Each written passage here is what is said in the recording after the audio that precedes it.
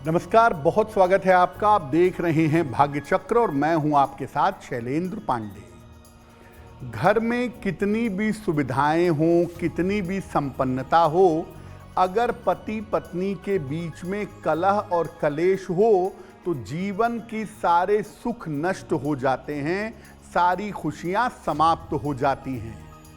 तो आज हम आपको बताएंगे कि पति पत्नी के बीच में अगर अनावश्यक कलह कलेश हो रहा है तो उसको दूर करने के सरल उपाय क्या हैं। देखिए, आज हम बात कर रहे हैं पति पत्नी के बीच के कलह कलेश को दूर करने के उपायों की। सबसे पहले ये समझते हैं कि पति पत्नी के संबंधों के लिए कौन से ग्रह जिम्मेदार होते हैं। देखिए, पति के लिए, पुरुष के लिए जो विवाह का कारक है वो शुक्र है और पत्नी के लिए विवाह का कारक होता है बृहस्पति। पुरुष का बृहस्पति उसकी पत्नी के बारे में सारी जानकारी देता है।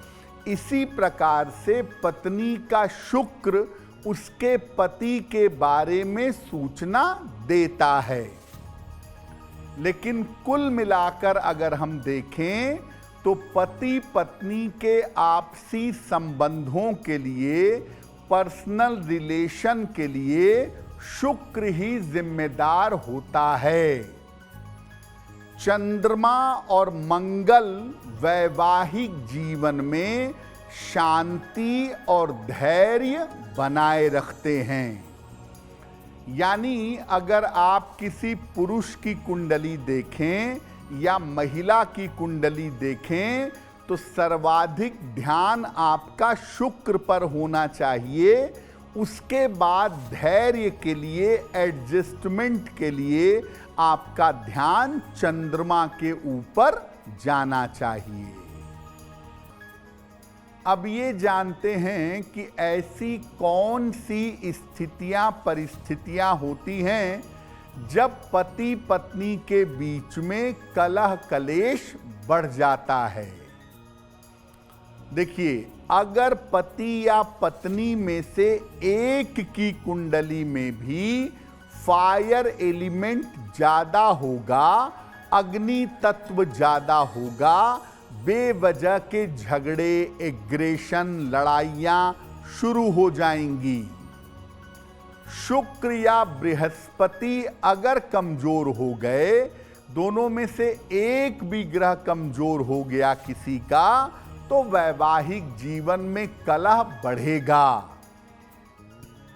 एक की कुंडली में अगर मजबूत मंगल दोष है और दूसरे की कुंडली से उसका समाधान नहीं हो रहा है तो भी पति पत्नी के बीच में कलह कलेश बढ़ेगा। पति या पत्नी किसी के भी अष्टम भाव में अगर पाप ग्रह बैठ जाएं तो ये भी वैवाहिक जीवन के लिए बुरा है, कलह कलेश बढ़ा देगा। आपने अपने बेडरूम में नीला रंग, लाल रंग, भूरा रंग करवा रखा है। बेडरूम का रंग अगर ठीक नहीं है तो ये इरिटेशन पैदा करेगा, बेवजह के झगड़े होंगे। आपके शयन कक्ष में चीजें ठीक से न रखी हों या ईशान कोण में, पूर्व उत्तर के कोने में अगर चीजें ठीक से ना हो, ईशान कोण गड़बड़ हो, तो भी पति पत्नी के बीच में बेवजह का कलह कलेश बढ़ेगा। अब आपको बताते हैं कि घर में ऐसी क्या सावधानियां रखें कि पति पत्नी के बीच में बेवजह का तनाव ना हो, कलेश ना हो। घर में जंगल का चित्र या हिंसक पशु पक्षी का चित्र मत लगाइए।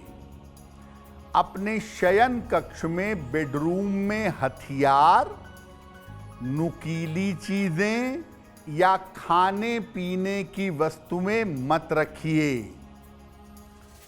अगर आप मैनेज कर सकें तो शयन कक्ष में देवी देवताओं के चित्र भी न लगाएं।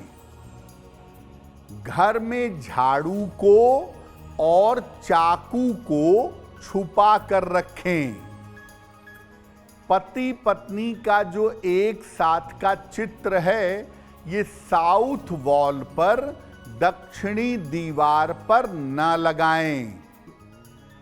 घर का शयन कक्ष, घर का बेडरूम और बाथरूम हमेशा साफ रखें।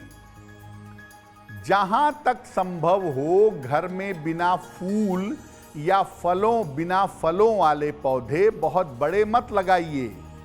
इंडोर प्लांट्स का जमाना है, छोटे छोटे इंडोर प्लांट्स लगा सकते हैं, लेकिन बिना फूलों के बड़े बड़े आपने पेड़ लगा लिए, बिना फल के बड़े बड़े पेड़ लगा लिए, ऐसा करना उचित नहीं है। सबसे बढ़िया देखिए, घर के अंदर तुलसी का पौधा जरूर रखिए, उसकी देखभाल करिए, और तुलसी के पौधे के अलावा अगर संभव हो तो अपने मेन डोर पर एक बेल पत्र का और एक अनार का पौधा रखिए। ये घर की निगेटिव एनर्जी को सोख लेते हैं और घर में हैप्पीनेस और हार्मनी आने लगती है। अब ये जानते हैं कि पति पत्नी के बीच के कलेश को दूर करने का सबसे सरल उपाय क्या है, जो करने से उनके बीच का तनाव दूर होगा। पतिदेव को शुक्र के मंत्र का जप करना चाहिए। ओम शुं शुक्राय नमः या ओम द्रांग द्रीं द्रौं सह शुक्राय नमः। पत्नी बृहस्पति के मंत्र का जप रोज सुबह करें। ओम ब्रिं बृहस्पतये नमः या ओम ग्रां ग्रीं ग्रौं सह गुरुवे नमः।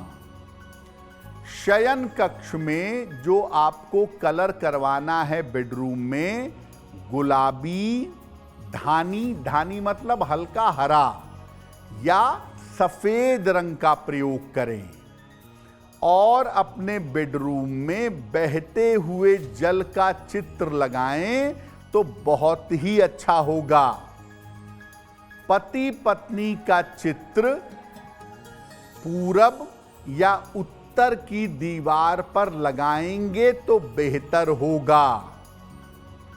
और दोनों एक साथ शुक्रवार को सफेद रंग की मीठी चीज का भोग माता लक्ष्मी और भगवान विष्णु को लगाएं, और फिर पति पत्नी एक साथ इस प्रसाद को ग्रहण करें। घर के आगे या घर के बीचों बीच में तुलसी का एक पौधा जरूर लगाएं।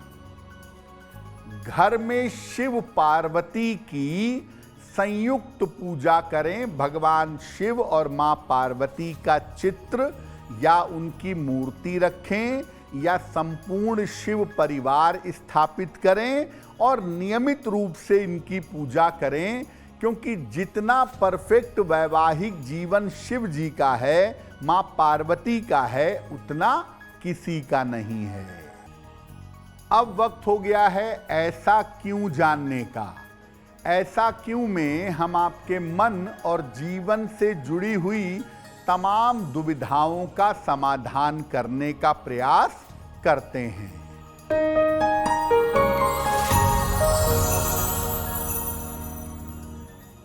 बहुत सारे लोगों का मानना है कि अगर आप हनुमान जी की ज़्यादा पूजा करेंगे तो आपका विवाह नहीं होगा, क्योंकि हनुमान जी बाल ब्रह्मचारी हैं। देखिए, ये कहना कि हनुमान जी बाल ब्रह्मचारी हैं इसलिए उनकी पूजा करने से विवाह नहीं होगा, ऐसा करना और ऐसा कहना उचित नहीं है, बल्कि मनचाही पत्नी और मनचाहा पति प्राप्त करने के लिए हनुमान जी की उपासना बहुत कारगर होती है। और जिस प्रकार से हनुमान जी ने भगवान राम को माता सीता से मिलाया था, उसी तरह से इच्छित वर या वधू तक उनकी कृपा से पहुंचा जा सकता है। माता सीता को जो सिंदूर अर्पित किया जाता है, वो हनुमान जी को लगा करके प्रार्थना करने से मनचाही वधू और मनचाहा वर प्राप्त करना आसान होता है। अगर आप मुझसे जुड़ करके अपनी समस्याओं का समाधान चाहते हैं और चाहते हैं कि आपकी समस्याओं को ज्योतिष के माध्यम से सुलझाया जाए, तो आप हमसे संपर्क कर सकते हैं, जुड़ सकते हैं एस्ट्रो तक पर।